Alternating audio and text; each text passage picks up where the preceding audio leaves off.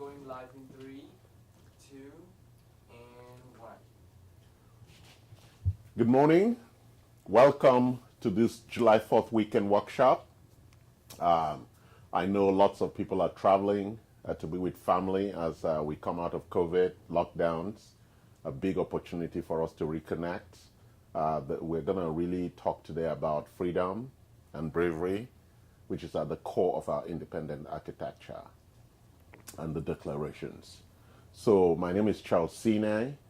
I'm the CEO of Anti-Fragility Health, and we are on this workshop series called Longevity. It's a longevity workshop series that we've been on for almost more than a year now since COVID came in, where people are beginning to refocus on how to live a long and healthy life. And at the core of living a long and healthy life is this concept of longevity, which is lifespan, which is how long you live. And we are beginning to see that a lot of people, more and more people are living up to 100 and some beyond. So it's very interesting research that's coming out around people who are living long lives, but also very healthy lives. And research is showing that people who are living up to 100 exist within a couple of categories. Number one, they escape chronic illness. So it takes a lot, and that's what we're teaching in terms of prevention. How can you live so that you can escape chronic illness? Or number two, they survive chronic illness, which is a real critical issue. That's why in our intervention model, we talk about prevention, reversal, and optimization. So there are three groups. The first one, they escape chronic illness until they die. The second one, they survive. They get chronic illness in their 60s or 70s, but they survive it and live up to 100 or beyond. And the third group, they delay chronic illness up till in their late 90s and 100. So those three groups are very, very important that we understand. And that's where a lot of the research and understanding around longevity is coming from when we look at those three groups of people. Don't forget that 70% of the cause of death today is from chronic illness, and chronic illness is a non-communicable disease. The challenge with non-communicable diseases is that it's not like infection from a virus or bacteria where you die almost in a couple of months. Chronic illness takes more than 20 to 30 years to come to ripeness, to come to when it can kill you. If we look at diabetes, if we look at cancer, all these things take a long gestation period. And therefore, it's like it lulls us to sleep. So a lot of people who don't check their blood pressure, they don't think it's important because it's not going to kill them tomorrow. They don't check their glucose blood levels. They don't check these important issues that we're going to talk about. So it's really important that you understand the difference between communicable diseases like infections, like a COVID from viruses. That's why we wear masks and we social distance, because it's communicable disease. And chronic illnesses which are non-communicable diseases. It means you can't give it to one another, but they have a long gestation period. And 70% of mortality today is from non-communicable diseases. It's really important we get that. And that's where people are dying. And the number one cause of death today is heart attack, not COVID. So we still need to appreciate how challenging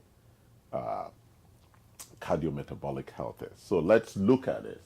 So there are three pathways, three journeys that are required for an integrated journey to longevity. Journey number one, or pathway number one in that journey, is the levers of control that you have, the things that you can take action on.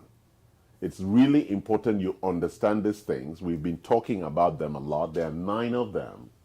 And if you look at my past lectures, you'll see an extensive, and I'll just give you a couple of them, nutritional biochemistry. You must understand nutritional biochemistry in depth. You must be curious about it, build the knowledge power around it, the actions and the habit around 4 or 3 fundamental issues around nutritional biochemistry. Number 1, diet restrictions. You must restrict the amount of carbohydrates and proteins that you take. Fats, great. The body needs good, healthy fats. And I'm not going to go in depth into that. That's number 1, diet restriction. Number 2 is calorie restriction, which is really the amount of food, right? And so it's really important that you reduce the amount of food. As the Buddhists say, the maximum amount of food you should be eating is when you're 20 years old. By the time you're 40, you should be eating half of what you ate at 20. By the time you are 60, you should be eating half of what you ate at 40. And by the time you're 80, you should be eating half of what you ate at 60. And by the time you're 100, you should be eating half of what you ate at 80. So we are on this low-calorie drive, which is being found to be a key component for longevity. It's really important. Low-calorie should be the driver. And I know the way Americans eat, my God, good luck on July 4th, that you are not on a caloric rise, but that you're on a caloric low. Really important. Number 3 is time-restricted feeding. Really important, and that's where fasting and intermittent fasting and all those things come because of the critical contribution that time-restricted eating has on the architecture in terms of autophagy. And what is autophagy? It's a critical aspect of cellular rejuvenation, where the cells destroy the other proteins of cells that are dying or have died and eat them up through a process called autophagy. They eat themselves, self-eating. So they eat up all that debris that reduces glycation, or the blocking of intercellular communication, and just cells being alive and not having debris. It's almost like eating our own dirt, and therefore the environment is clean. Autophagy, mitophagy for the mitochondria are critical components for longevity. So I just took an example of one of the levers of control, nutritional biochemistry, and spoke about a couple of things around that. So let's look at the second pathway.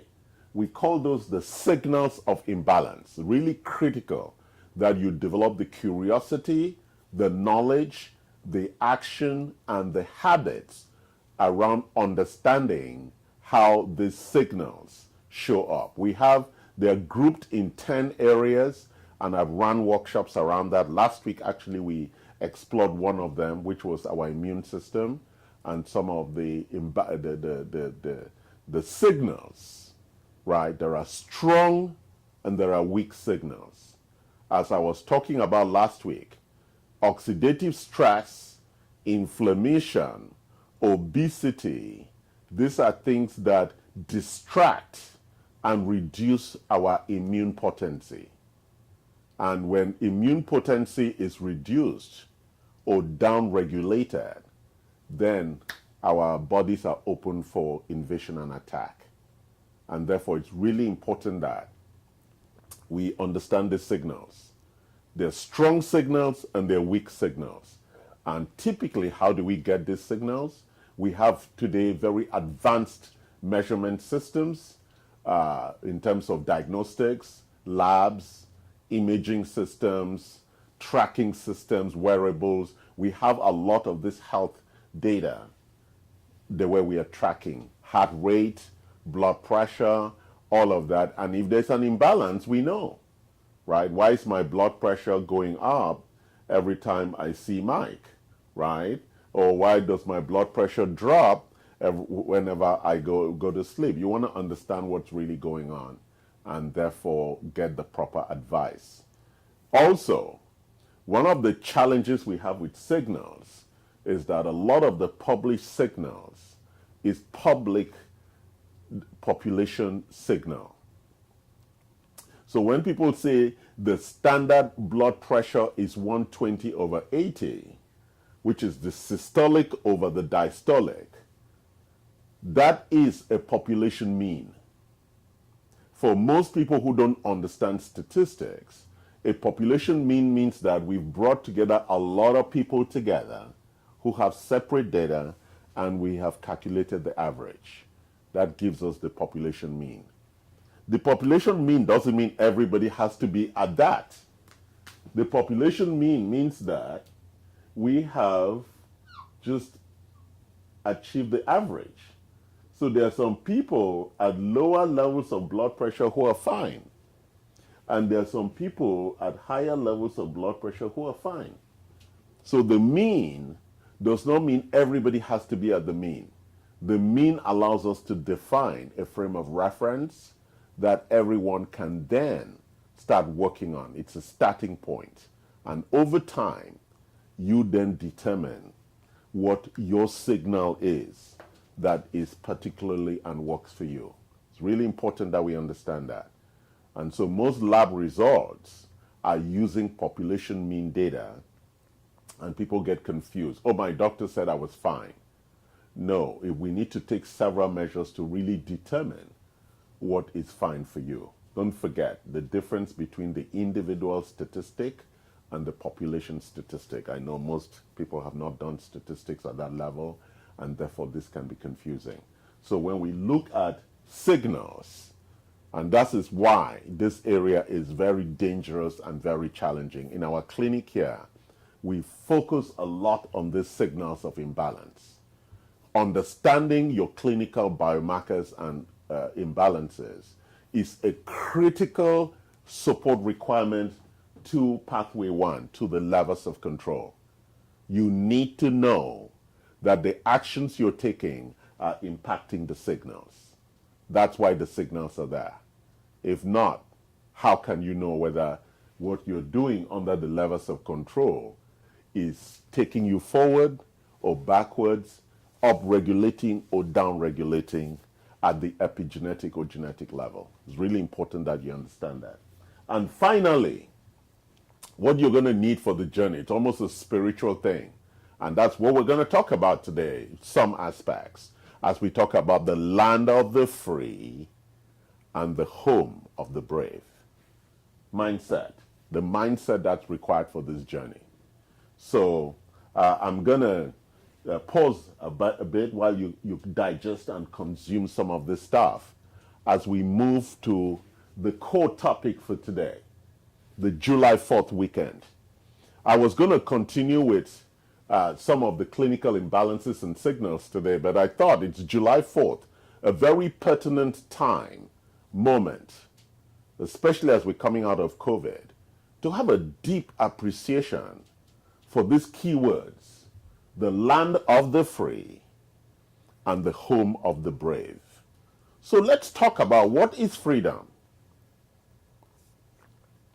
The land of the free is defined by certain accountabilities and responsibilities for us, for myself, and for everyone.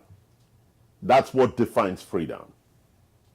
Because the more we have of those resources in the land of free, the more we're free.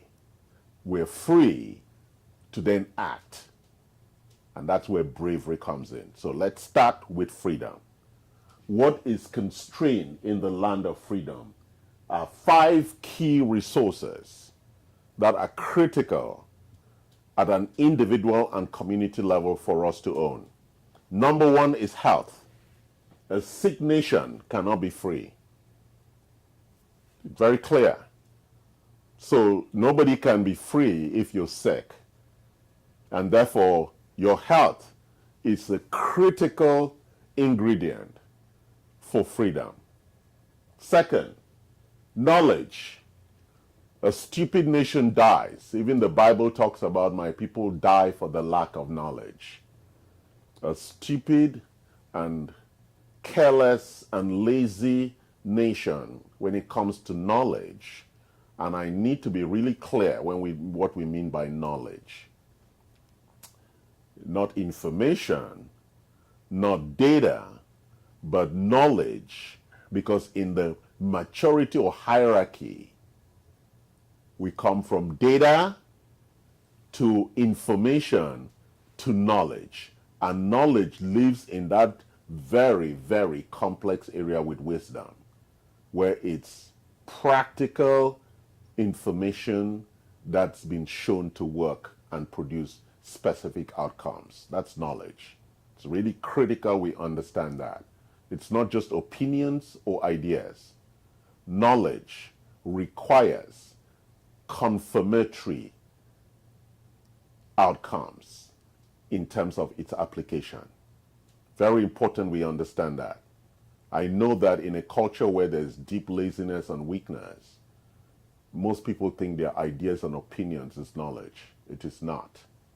And therefore we need to treat it that way. I know also people confuse knowledge with facts. The challenge with facts is that they change over time. And facts also depend on whose perspective it is. Knowledge doesn't. There are things that work and work always. For example, the knowledge we have that family unit works. Cultures that break down the family unit architecture show the impact it has as families break down. Was walking around yesterday and I met somebody who had worked with me 4 years ago, and he is homeless. And he was telling me how tough his life has been. And the first thing I asked him, what about your family? Oh, my family doesn't want to see me. Well, you know, at the base, God was not stupid in bringing us into families. So it is really important that our family, myself, my family, is the core repository of security and support for my physiological needs. I've talked about the Maslow hierarchy, but it is something that we need to really understand in terms of the journey to self and the journey to community. At the core of that is myself and my family before my community and society overall. Really important on that journey. So having knowledge, proven knowledge, not opinions that are based on some interesting emotional ideas, can be very distracting to a culture that wants to achieve freedom. Relationships, a really critical component.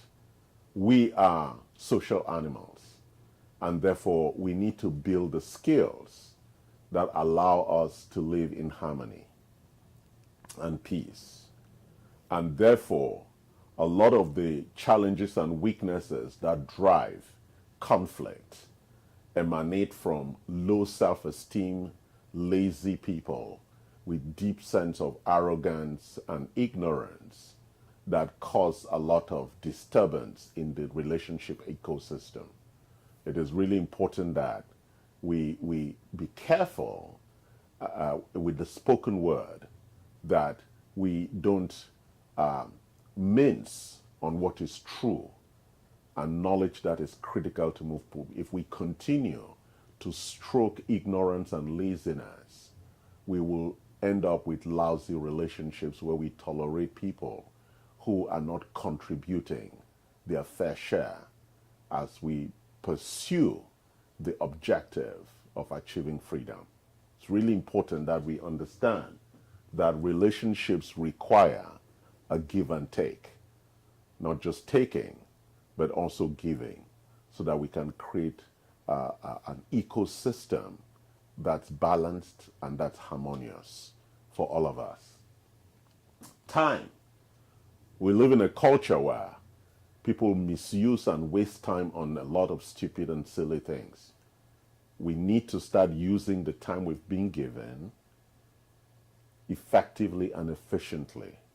All of us have 24 hours. 8 of those hours should be spent sleeping.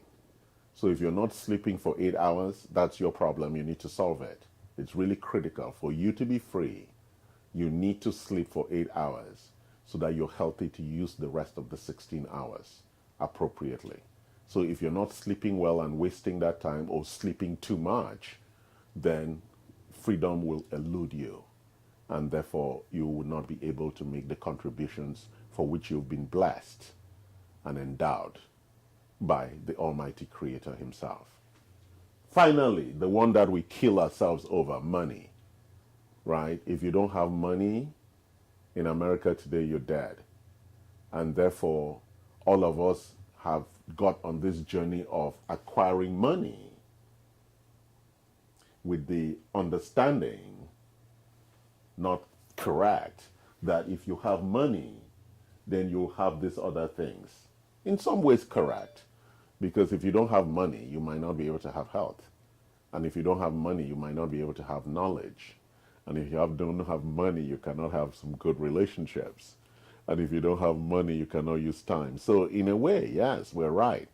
But it's not all about the money. It's a journey on all these attributes, because there's what we call a deep interdependence. You need health to make money. You need knowledge to make money. You need relationships to make money. You need time to make money, right? Relationships require time. Knowledge requires time. Health requires time. Money, you see the interdependence. They are all really critical. And it's important that you build competence and capability across the acquisition of these resources. Then you expand the freedom box, or the land of the free. It's a really important idea that it's a personal responsibility and accountability issue in terms of how we explore what we call the constraints around the land of the free, and how, as a developing culture, we continue to expand that land of the free, so it is not the land of the homeless, the land of the weak, the land of the PTSDs, the land of the frail, the land of the complainers, but the land of the free and the home of the brave. So let's talk a bit about what I call the journey to maturity. How do you take these 5 critical resources and journey with them? We have a maturity framework that looks at 4 levels of maturity. We have foundation 1 and 2, and mastery level 1 and 2. And what is foundation 1 and 2? Foundation 1 and 2 talk about the rules and the game. Life is a game. Let's look at the game of health. You need to understand the game and the rules. We've been talking about it here. You need to know what it takes to live a long and healthy life and what to do about it. You need to understand these levels of control. You need to understand the signals of imbalance and build the mindset that's required for this journey. You need that to build that maturity. Nobody's going to come give it to you, and so that you will stop the stupid and lazy excuse that is so relevant, so prominent in the culture. My doctor said, do not outsource your health to a doctor. The doctor is there to support and assist your journey to health. He's not supposed to be responsible and accountable for it. That's your responsibility. And so this journey to maturity allows us to build the required capacity, competency, and capability to really have freedom around our health as we make the choices. Every time I look at a glass of water, I'm thinking, is that a hydrogenated water, or is that a double filtrated water before I drink? That responsibility and accountability is mine at the moment of drinking. So for all the 5 areas, health, knowledge, relationship, time, and money, let's look at the one of money. Money is a very tricky thing. It comes and goes. To create value, which is what really brings wealth, takes a lot of work and understanding of how it works without you being a fraud or a thief. And so to build lasting architectures, let's see examples. The Tesla guy and the Amazon guy in the last 20 years have become some of the richest people on earth from ideas and vision. they have built global architectures that are creating significant value. All of us are imbued with those same attributes. And so you can generate a lot of wealth. The question then is, how do you deal with it? It comes with a lot of responsibility also. So the issue of generating wealth, it's a journey to maturity. We've watched Amazon grow and beat some of the stalwart companies significantly in the game of customer experience and customer satisfaction and loyalty. And so that teaches us that there is a new way, there's a new vision that people are interested in. And what happened during the lockdown? Everybody started buying online and ordering and delivering food. Most people had sworn they would never do it. And that was a big, big opportunity, a huge opportunity for Amazon. You can see the valuation, almost double valuation in the last 18 months for Amazon. So let's go to, that was freedom, because you need freedom to then stay in the home of the brave.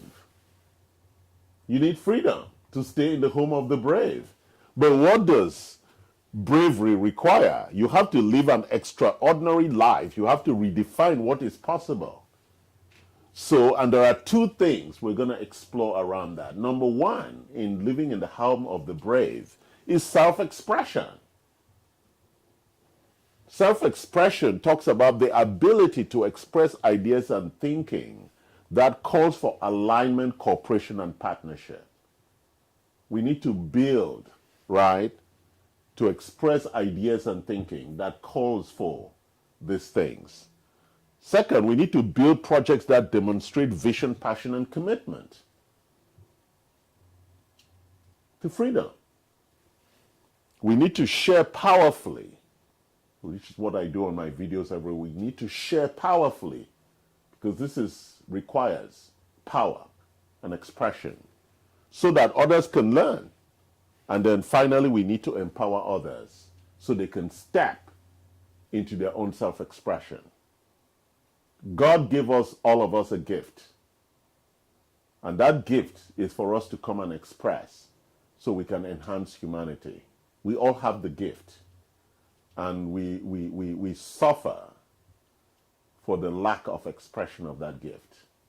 So you need to find out what your gift is and be in the self-expression of it, right? And so finally, we talk about leadership. And leadership, it's a very important thing. Leadership is about the way of being. And there are 4 ways of being that create the foundation of great leadership. There are 4 ways of you being, or us being, that creates a fantastic foundation for leadership. And leadership is required in the land of the free and the home of the brave. And what are those 4 attributes? Number 1 is integrity. That means we keep our word. And even when we don't keep it, we have ways of restoring our word. It's very important, because our word is what creates. And that creation happens in language. And so when we speak out, it is important we understand the power in the universe of the use of creative language or declarations. So those distinctions are important attributes in defining who we are, how we are seen, and how we impact the world around us. The second area is being authentic. Authenticity simply is being yourself. And it's only important that we are authentic even when we're inauthentic. So in my inauthenticity, like when I teach my customers about some of these levels of control, I know it is not easy to do diet restrictions. And so I sometimes fall. And I'm very authentic about that inauthenticity. That it's difficult to stay on a diet, a restricted diet. And I fall off that bandwagon too. So I'm very authentic about that inauthenticity. That inauthenticity is my inability to follow these levels of control as precisely as required. But I'm authentic about that inauthenticity. It's a very important issue that we understand. The third one is being accountable and responsible for myself. That's a key driver for leadership. I am accountable and responsible for the outcomes in my life. No blame, no complaint. It's mine. And I have to take ownership of that. And finally, we also have to be held accountable and responsible for the collective outcomes. Because we are social animals and we live in community together. So it's really important that we drive to achieve those outcomes. I want to wish you a wonderful July 4th weekend as we sing the stories of the land of the free and home of the brave. And I hope that in some essence today, I have repositioned your thinking around freedom and bravery. We all need to expand the scope of freedom so that it can allow us to live in the home of the brave. And then we can be in the full expression of ourselves and be in the leadership that's required to achieve harmony in world. Thank you. Love us, like us. Come again next week for some good things. Let me get your comments and feedback.